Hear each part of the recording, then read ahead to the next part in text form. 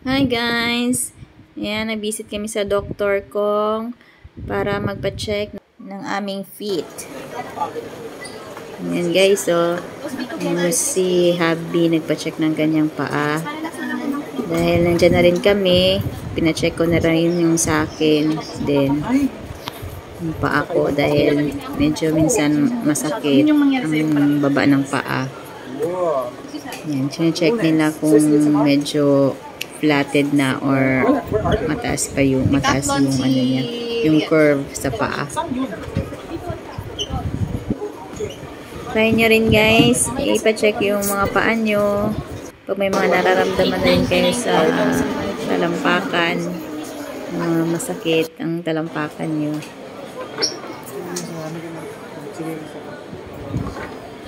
Dito lang to sa MOA, merong branch ang Dr. Kong.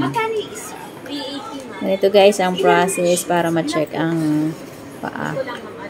Yan yung talampakan. Lalagay lang siya sa parang may foam. Parang babakat yung paa niya. Thank you sa videographer namin dyan. Ang aming napakapoging anak, si Renz.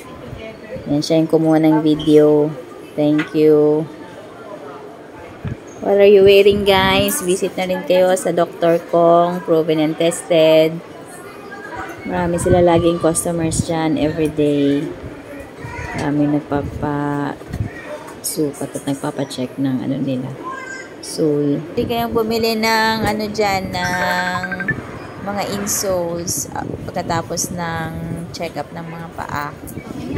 Meron silang naka-ready-made na insole. Para pwede nyong ilagay sa mga shoes nyo, yung insole, o sa tsinelas, para lagi nyo yung tinatapakan. Normal naman ma'am, heel bone alignment. Tapos tape natin under thigh flat-footed. Nasa mild level lang naman. Pansin nyo naman ma'am yung footprint natin, may formation pa siya ng arc. Pero mas mababa siya compared dito sa normal. Or pa-collapse na din siya. Pwedeng naman na din siya ma'am, or inborn, nag-gain ng weight, kulang sa exercise, or improper shoes. So yung flat shoes, lalo siya nagpapatrigger nung, or nagpapalala pa ng pagiging flat-footed, pwedeng mauwi dun sa moderate or severe case.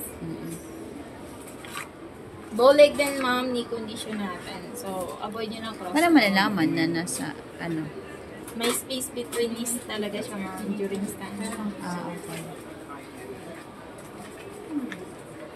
Okay naman. Nasa mouth. Avoid nyo ng flat shoes Thank you for watching.